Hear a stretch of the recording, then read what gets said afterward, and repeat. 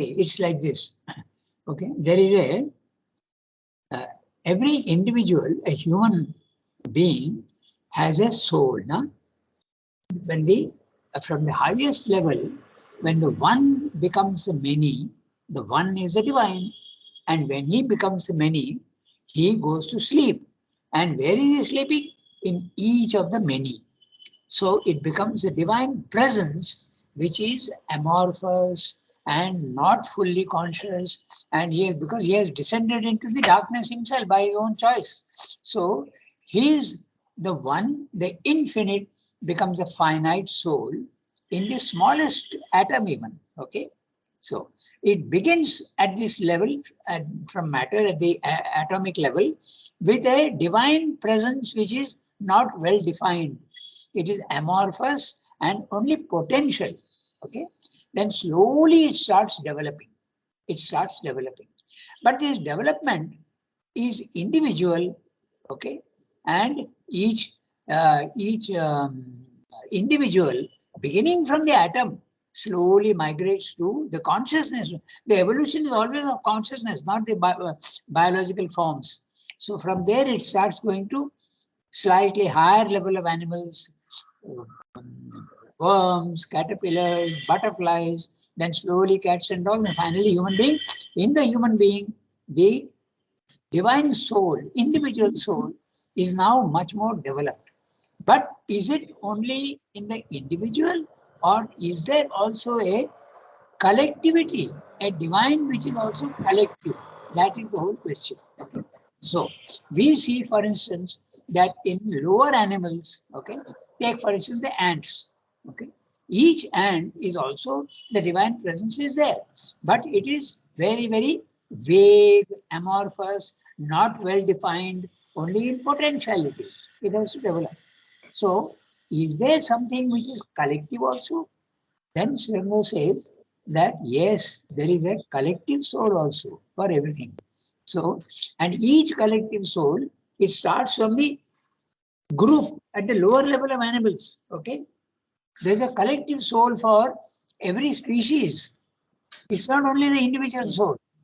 So this collective soul is something not very well defined, but it is there. It can become a very developed thing if this civilization is very developed. So it starts from the group soul, starts even from the bees and the ants, because they are a collectivity and they act like a collectivity, like a herd. So there is also a group soul for even herds in the species. So when that collective soul starts developing slowly, it forms a very clear nucleus of characteristics. Take, for instance, in Europe, by Europe, even in India, is the same phenomenon. The Gujaratis form a definite collectivity with clear characteristics. No? They are very practical people. Take the Rajasthanis. They are also very practical and they know how to make money. Okay. Take the Bengalis, for instance. The Bengalis are mostly emotional. They are poets and writers, okay, and musicians. Music is so common in Bengal. Similarly, if you see in the north, in the south, it is the intellect which is far more developed. Usually, you can see that all these philosophers in India mostly are from the south. Okay, so south means including Maharashtra, the peninsula. So a group soul is also developed slowly from only a potential to a developed collective soul. So every unit which has developed organically, the English, the French, the Germans, the Italians, they all have a collective soul. But nowadays what we see, India also has a collective soul. China has a collective soul. Okay, that soul is awakening, and the more the soul is awakened, the civilization also profits by that, and there is a development in the civilization itself. But there are many collectivities which are not yet fully developed, so the collective soul is not developed. But there is the question of the collective soul. Can you realize that? Yes, you can. And that is the one thing that Sri Aurobindo brought into the into the politics. Okay, he was the first one to do that.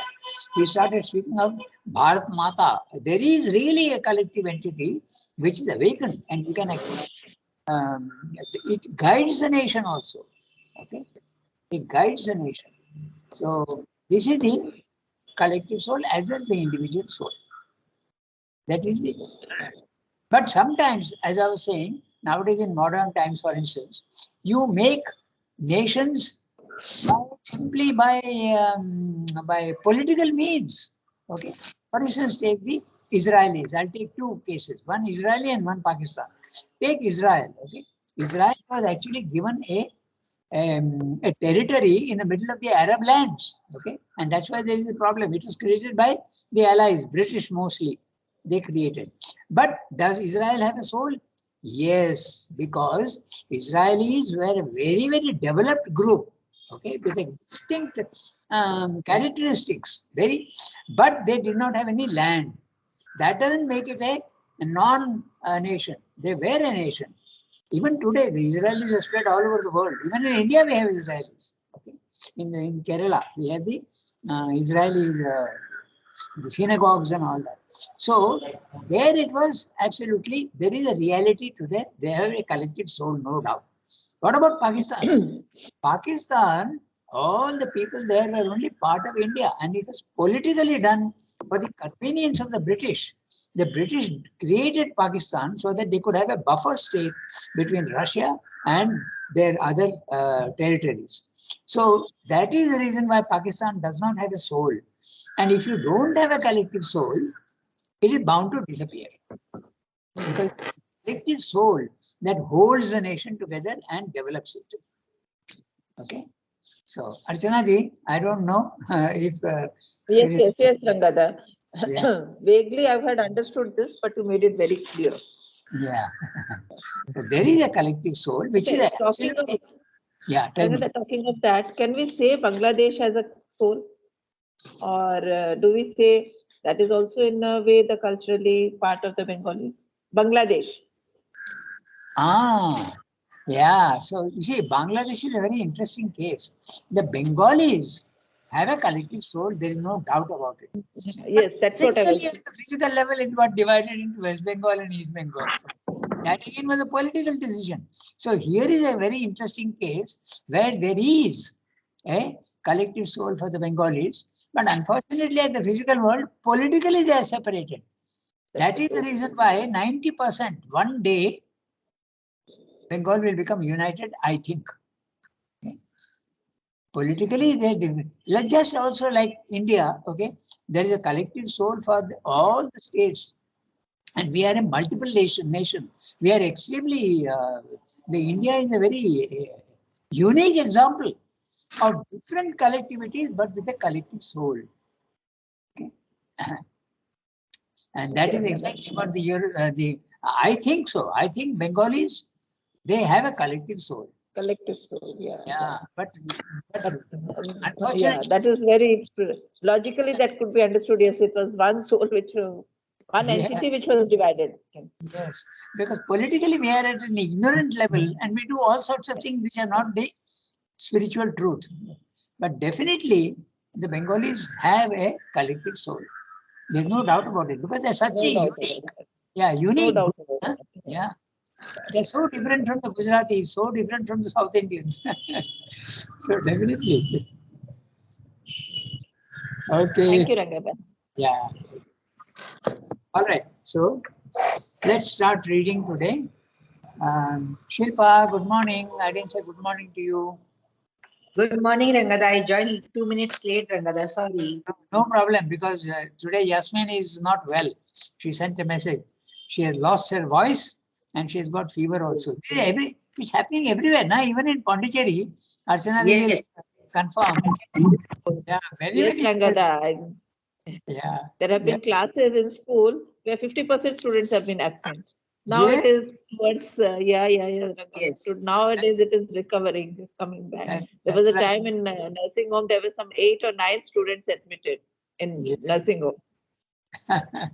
I think last year also it happened, no?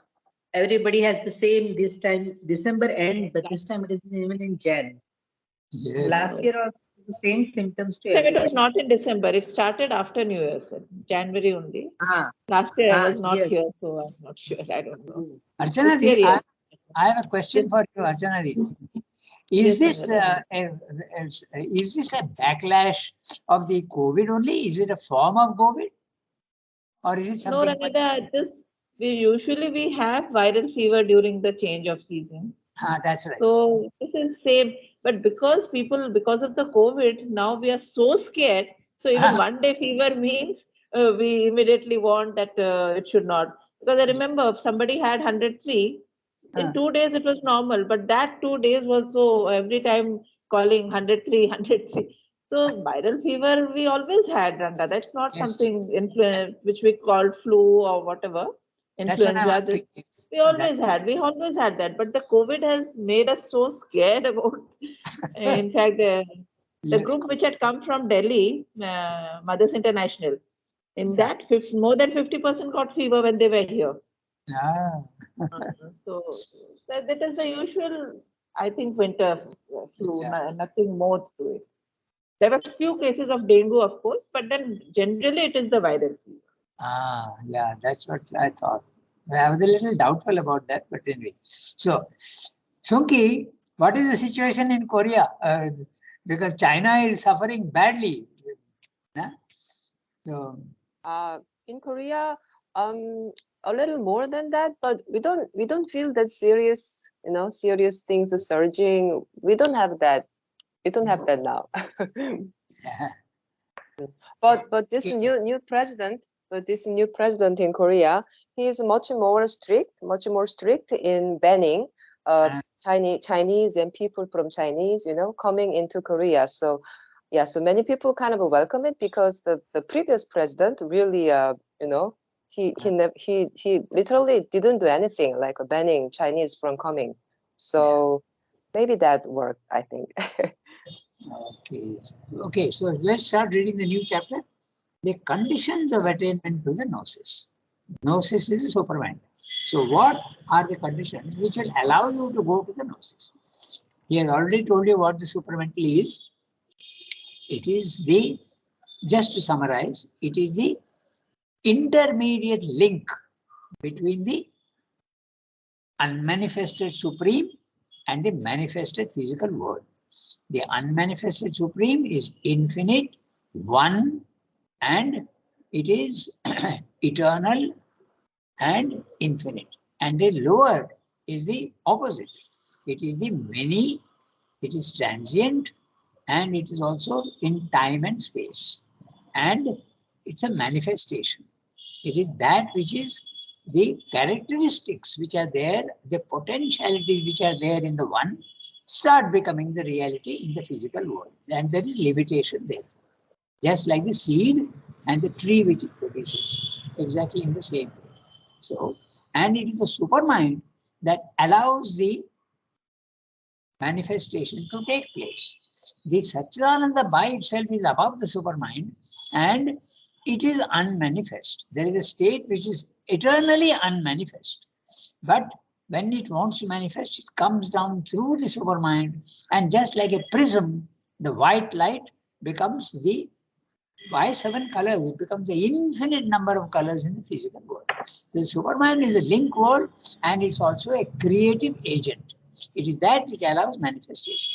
Very high up, although you speak of it as the intermediate link between the two, the up spirit and matter, it's a supermind that allows that. But it's a very high level in regard to human beings' limitations. So to go up to the supermind is not an easy thing. Okay, so let's read what Sri has to say. Archana Di, you'll read? Yes, Rangada. Yes, Okay. Rangada. I'll start reading because otherwise, Yeah, there are that's only right. 3 people and I would not do. Okay. The conditions of attainment to the gnosis. Knowledge is the first principle of the Vijnana, but knowledge is not its only power. The truth consciousness, like every other plane, founds itself upon the particular principle, which is naturally the key of all its motions. But it is not limited by it. It contains all the other powers of existence. Only the character and working of these other powers is modified and molded into conformity with its own original and dominant law. Intelligence, life, body, will, consciousness, bliss are all luminous, awake, instinct with divine knowledge. This is indeed the process of Purusha Prakriti everywhere. It is the key movement of all the hierarchy and graded harmonies of manifested existence. Yeah. So, knowledge is the first principle of Vijnana. Vijnana is the super mind. Even there, Srila is using the word mind. Okay? So, it is mind is that gives you knowledge. Does not necessarily give you love or devotion, okay, and practical way of living, but it gives you knowledge. So, the first principle of the Vijnana is knowledge. But knowledge is not its only power. There are other powers also. Okay. The truth consciousness. The truth consciousness is a word which uses very clearly for the supermind, not any other plane. Because the truths are not full, it is partial. The truth consciousness, like every other plane, founds itself upon that particular principle, which is naturally the key to all its motions. In other words, knowledge is the primary and the most important element in the supermind. But it is not limited by it. It contains all the other powers of existence. Now, what he's saying here is the supermind is that which is the knowledge is the most important part of it. Just like Ananda, for instance, the most important part of Ananda is the joy and the sense of beauty and love. But the other powers are there. It's not that it is not there. At the lower level, Ananda, even when it manifests, may not contain knowledge. But at the highest level in the supermind, above the supermind, okay, the Ananda contains all the other powers. Okay, so that's what he's saying here. In the supermind, remember, supermind is the fourth divine element. He says Sat, Chit, Ananda, supermind. This is a divine quaternary. So you could say in a certain sense that the Vijnana, the supermind, is the fourth divine principle. That's why knowledge is the most important there. Just as in Sat, the most important element is the substance, the existence. Okay, that's what he's saying. Consciousness is the main thing. And when you experience these elements, you get different philosophies. When you experience only the Sat, you have the principle of the Advaita philosophy. Then when you have only the consciousness aspect, you have the Sankhya philosophy. And when you have the Ananda philosophy, then you have the systems of the Vaishnava devotionalism and all these things, and the play of the divine, Leela, those things come in. So it's possible to experience only the dominant part of any of these principles, Sat, Chit, Shakti, Ananda, okay, and also Superman. That's what he's saying. He's saying, but it's not limited by it. This truth consciousness, like every other plane, founds itself upon particular principle, which is naturally the key of all its motions. But it is not limited by it. It contains all the other powers of existence. Only the character and working of these other powers is modified and molded into conformity with its own original and dominant law. What he means is, in the supermind, knowledge is the most important, and knowledge gives its color to power and Ananda. It gives its color. Okay? That's what he's saying. Just as in the Ananda principle, Ananda is the principle, but it gives its color to knowledge and consciousness. It's interesting. Only the character and working of these powers is modified and molded into conformity with its own original and dominant law. Intelligence, life, body, will, consciousness, bliss are all luminous, awake, instinct with divine knowledge. So all these other things also, they have the inherent instinct. Usually he uses the word instinct also in two ways. The instinct in animals, but also instinct means inherent. It is there deep inside as potential, as divine knowledge. This is indeed the process of Purusha Prakriti everywhere. If you want to change the words Purusha Prakriti, Chit and Shakti. Okay. You can say consciousness and force. You can also use the words Purusha Prakriti because Purusha is usually personal. Okay. You experience it as a person. And Prakriti is usually impersonal. It is just general force. Okay. So this is indeed the process of Purusha Prakriti everywhere. It is the key movement of all the hierarchy and graded harmonies of manifested existence. So again, he has told you very clearly there is a hierarchy. And hierarchy of what? Hierarchy of all the principles. Sat, Chit, Shakti, Ananda. At the highest level, Chit, Sat is subtle matter. At the lowest level, it is gross matter. And consciousness. At the highest level, total consciousness. At the lowest level, seeming total unconsciousness, but it is potentially there, but it is almost zero. There is no consciousness. Again, power. At the highest level, full power. At the lower level, it turns into largely incapacity. Okay. So, and Ananda. Ananda at the highest level, full. At the lowest level, it becomes pain, pleasure, and suffering. So this is what he's saying. Note the words hierarchy and graded harmonies. There is a harmony at each plane when it descends. There is no harmony when there is an evolution, but there is a harmony in each plane when it descends, because there is no distortion yet. It is coming from the perfection, so because only limitation is there in the involution. But in the evolution, there is, because it is starting from the opposite end of darkness, so there is disharmony in the evolution, but there is no disharmony in the involution. Okay, so we go to the next. I think Shilpa has not read for many days, so Shilpa can read the next one in the mental being. And then finally, Suki will read the last one. Shall I read? Yeah, please. Yes. In the mental being, mind, sense, or intelligence is the original and dominant principle. The mental being in the mind world, where he is native, is in his central and determining nature, intelligence. He is a center of intelligence, a mass movement of intelligence, a receptive and radiating action of intelligence. He has the intelligent sense of his own existence, the intelligent sense of other existence than his own, the intelligent sense of his own nature and activities and the activities of the others, the intelligent sense of the nature of things and persons and their relations with himself and each other. They makes up his experience of existence.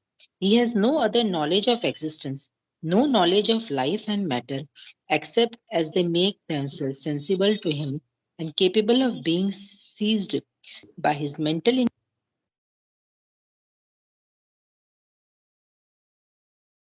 Yeah, what happened?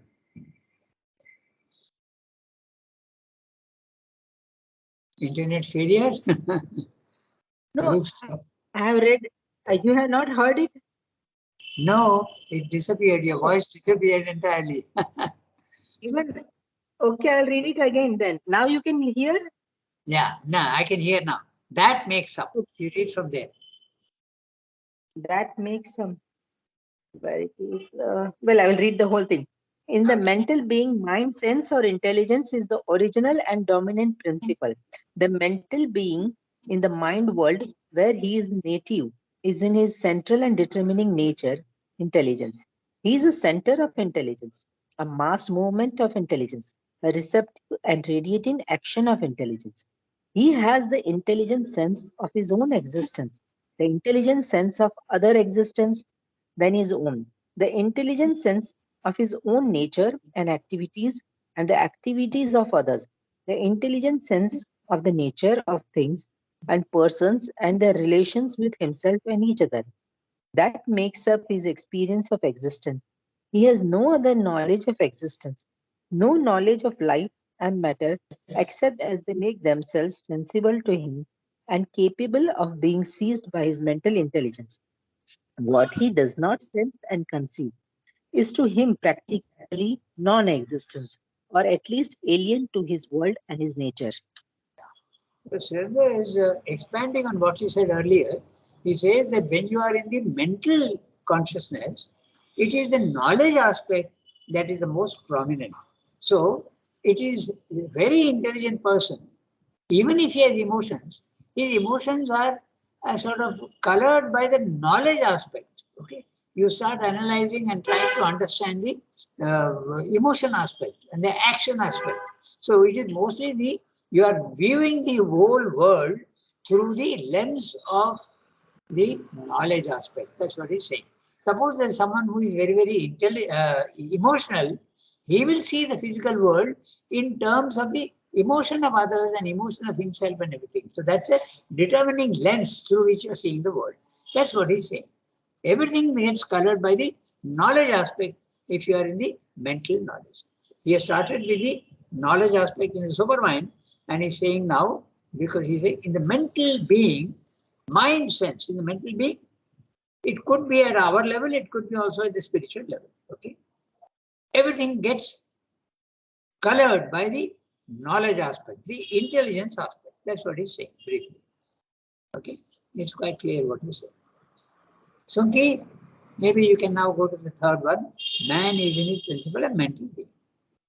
So he's going step by step. He has told you what the supermind is, then he's telling what the characteristic of the mind in all the planes. Now he's coming down to the mental being in man at the lowest level. Okay, so very, very gradually he's telling you the graded harmonies. First he spoke of the highest supermind, knowledge aspect. Then he spoke of mind in these spiritual planes of consciousness as a general principle. Now he is saying at the lowest level, man is a principal being. So, read. Yes. Man is in his principle a mental being, but not one living in a mind world, but in a dominantly physical existence. His is a mind cased in matter and conditioned by matter. Therefore, he has to start with the action of the physical senses, which are all channels of material contact. He does not start with the mind sense. But even so, he does not and cannot make free use of anything conveyed by these physical organs until and unless they are taken hold of by the mind sense and turned into stuff and value of his intelligent being. What is in the lower subhuman, submental world, a pranic, a nervous, a dynamic action and reaction that proceeds very well without any need of translation into mind terms or government by mind, has in him to be raised and offered to some kind of intelligence. In order to be characteristically human, it has to become first a sense of force, sense of desire, sense of will, sense of intelligent will action, or mentally conscious sense of force action. His lower delight of being translates itself into a sense of mental or mentalized vital or physical pleasure and its perversion pain, or into a mental or mentalized feeling sensation of liking and disliking, or into an intelligence of delight and failure of delight, all phenomenon of the intelligent mind sense. So too, that which is above him and that which is around him and in which he lives. God, the universal being, the cosmic forces are non-existent and unreal to him until his mind awakes to them and gets not yet their true truth, but some idea, observation, inference, imagination of things supersensuous, some mental sense of the infinite, some intelligent interpreting consciousness of the forces of the super self above and around him. Yeah. So let's look at again what he's saying in the third para. Okay, so just 1 second. 488. So in this third para, he's saying, now he's talking about the principle of the mental being in man. Man is in his principle a mental being. but he has told elsewhere, he has said that everybody doesn't have a pure mind. Okay, they have mainly a physical mind and a vital mind, and the pure mind is still in development. It is still not yet an achieved principle. So, but in principle, he is a mental man, not one living in a mind world. Okay, but in a dominant. Just 1 second, I am going on making an error. 488. Yeah. So, saying man is in his principle a mental being, but not one living in a mind world. Okay? Now, what does it mean? But in a dominantly physical existence. So the mind world, if you are living in, you are conscious of the infinite mind world, which means you will be in a spiritual condition. But you are not in a spiritual condition. Your mind, your soul is stuck at the physical existence. Most human beings are living at the physical level. Those who are living in the spiritual planes of consciousness, they are aware of the mind world. That means you know that there is a whole world above the matter, above mind, above vital, and above mind, in man, in the universal mind plane. Mind world, when he's talking about, he could have also put a hyphen between the two, but mind world is very obvious, the universal mind plane. But man does not live there, he is not conscious of that. But in a dominantly physical existence, we are aware of the physical world, and that's all. His is a mind encased, I'm saying encased, but he has it cased in matter. That means it is like a box, it is boxed in. Your mind is there, but it is boxed into matter and conditioned by matter. Therefore, it is very limited. Okay. Therefore, he has to start with the action of the physical senses, which are all channels of material contact. Very obviously, the physical senses are the one that puts you in contact with the material world. If your senses are not there, you will not realize the physical world. You will not be able to understand anything of the physical world. It won't exist for you. He does not start with the mind sense. Okay? He does not start with the mind sense, but he starts with the matter sense, if you want. Okay. But even so, he does not and cannot make free use of anything conveyed by these physical organs until and unless they are taken hold by the mind sense and turned into stuff and value of his intelligent being. Now, this is a very interesting sentence, and it's a principle that comes again and again, but he's just saying it in one sentence. So I'll tell you what he's saying. He's saying that the senses are there and they are collecting data from the physical world and sending this data to the mind. Okay. And the mind is the manas, that part of the mind which is the physical mind, and you call it also the manas in Indian psychology. But unless the mind is interpreting what you are seeing, the physical world will make no sense to you. This is a very important principle which comes again and again. So you must read it. The senses are collecting the data, number one. Then it sends these through nerves to the brain. So there are three things which actually make you realize the physical world. First of all, the senses, then the nerves that carry these data to the brain, and the brain is telling you what you are seeing and what you are not seeing. And that part of the brain is called the manas. Now, suppose the eyes are not there, ears are not there, the physical world doesn't exist for you. So the senses are the ones that are giving you knowledge of the physical world. What about the nerves? If the nerves are damaged, then again the same thing. Your retina will be working perfectly, but the optical nerve is not working, finished, you are blind. Okay? You can do nothing about it. Then what about the third one? Your senses are working, your eyes are working, the optical nerve is working, but the mind is silent. Then what happens? So what happens is, you only see the image without interpretation. You see a tree, but it's not a tree for you. It's only an image. Okay.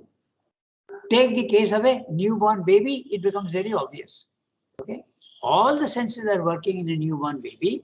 He's seeing his mother, he doesn't know it's his mother. He is hearing the sounds which his mother is making, he doesn't understand the language. Okay. He doesn't understand anything yet, because the brain has not yet been programmed. Okay, so this is what Sridhar is saying. Okay, so look carefully. But even so, he does not and cannot make free use of anything conveyed by the physical organs, which are the senses, until and unless they are taken hold of by the mind sense and turned into stuff and value. Where's it gone?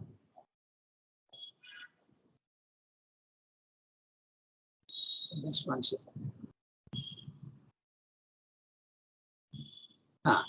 And turned into stuff and value of his intelligent being. So the mind has to make you understand what it is, because man is a principle of mind, is intelligence is there. Okay, so at the animal level, these senses are mainly the important thing. Okay, so some amount of small amount of manas is also there in animals, but mostly it's like. So this is what he's saying, very, very clear. Okay, so unless the mind sense is there, the world will make no sense to you. I'll tell you something very interesting. Okay, what exactly is meant by seeing only images and not understanding? I'll tell you another thing, which is also you can understand what he's saying here with this image that I'm going to give you. Okay, nowadays we have satellites, 300 kilometers above the surface of the earth, and it is spying. Military satellites are there which are spying. The Americans want to know where are the airfields in Russia. So they send a satellite up, and the satellite takes an image from 300 kilometers above the earth. So what do you see? For instance, you see a line, okay? Because the resolution in the camera will not give you much. There are cameras which give you a resolution only up to 1 meter, okay? Not 1 centimeter, only 1 meter. So objects which are less than 1 meter, it will not show. Okay. So you get a satellite image which shows you, for instance, a line. Okay. Now you have to interpret that. There are people who are experts and they know what is that line, a road, or is it a river, or is it a convoy of trucks? How will you know? You won't know. So this is, you need experts to interpret the images. They are only images for you, but you need interpreters. Exactly in the same way, the senses are giving you only images, but the interpreter here is the mind. It is the mind that tells you what you are seeing. Yes, I'm seeing a tree. Yes, I'm seeing water. Yes, I'm seeing a bird. So this is the image. So it becomes very clear. It's interesting. We don't think of it that way. We think that everything is natural and mechanical and very natural. Where the eyes are letting you see. No, the eyes are not letting you see. The eyes are only giving you data. It's the mind that is giving you the significance of what you're seeing. Okay, that's what he's saying. One sentence, but here this is what he's saying. Now, what is in the lower subhuman, submental world a pranic, nervous, dynamic action and reaction that proceeds very well without any need of translation into mind terms. Note that translation into mind terms or governed by mind has in him to be raised and offered to some kind of intelligence. Okay. In the animal world, mostly images, but in the mind, you have to understand what you are seeing. In order to be characteristically human, it has to become first a sense of force, sense of desire, sense of will, sense of intelligent will action, or mentally conscious sense of force action. Everything has to be turned into the knowledge aspect. That's what he's saying. His lower delight of being translates itself into a sense of mental or mentalized vital or physical pleasure. Okay, that's what we meant by, if you are living in the mind, then your ananda also is understood in the mental way. The shakti also is understood in the mental, because the mind is the prominent, dominant thing, and it is coloring the other aspects. That's exactly what he's saying here. Okay, it's a little subtle, but we can understand. His lower delight of being, okay, there is ananda also there, but it is experienced in terms of mind. His lower delight of being translates itself into a sense of mental or mentalized, vital or physical pleasure. And its perversion pain. You understand both. Or into a mental or mentalized feeling sensation of liking and disliking, or into an intelligence of delight and failure of delight. All phenomena of the intelligent mind sense. Okay? The intelligent mind sense. Intelligence is using the word because it is being interpreted in terms of knowledge aspect. Okay. So too, that which is above. Just one second.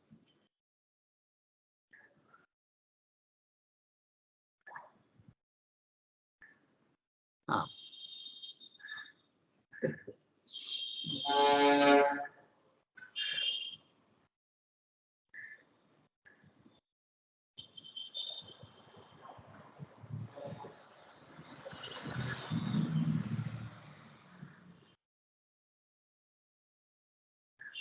I lost the page, that's why. Just 1 second.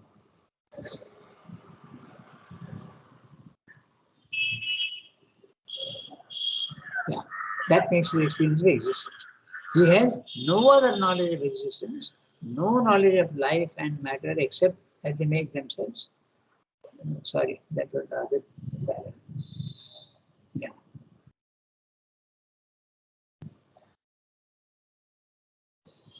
Yeah. Yeah. So too, yeah, I got it.